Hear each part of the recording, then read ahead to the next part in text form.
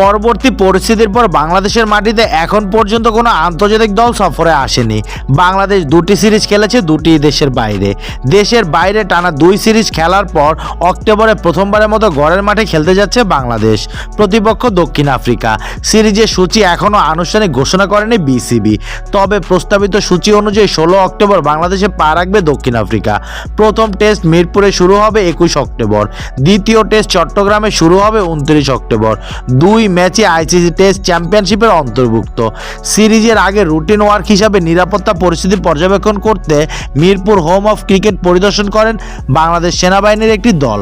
তাদের সঙ্গে police, RAB এবং অন্যান্য আইন শৃঙ্খলা বাহিনীর সদস্যরাও ছিলেন। পুরো স্টেডিয়াম এরিয়া ঘুরে দেখেন তারা। শেরে বাংলা জাতীয় স্টেডিয়াম, একাডেমি মাঠ, আউটডোর ফ্যাসিলিটিস এবং বিভিন্ন গ্যালারি ঘুরে দেখেন সংশ্লিষ্টরা।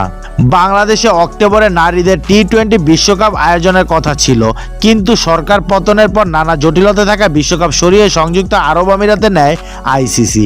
নারী টি-20 বিশ্বকাপ খেলতে বাংলাদেশে ভ্রমণে যে কটি দেশের নাগরিকদের সীমাবদ্ধতা ছিল, সেই তালিকায় দক্ষিণ আফ্রিকা ছিল না। তবে 2 টেস্ট খেলতে দক্ষিণ আফ্রিকা দলের বাংলাদেশ সফর নিয়ে তাদের খেলোয়াড়দের সংগঠন আপত্তি তুলে। বিসিবি শুরু থেকেই সিরিজ আয়োজনে আশাবাদী ছিল। শেষ পর্যন্ত তারা সকল সুযোগ সুবিধা নিয়ে ভরসা নিতে পেরেছে, যে কারণে সফর চূড়ান্ত হয়েছে। দ্রুতই সিরিজের চূড়ান্ত সূচি আনুষ্ঠানিকভাবে ঘোষণা করা হবে। 16 অক্টোবর বাংলাদেশে এসে 3 নভেম্বর বিদায় নেবে অতিথিরা। 2015 সালের পর দক্ষিণ আফ্রিকার দল আবারও বাংলাদেশে আসছে।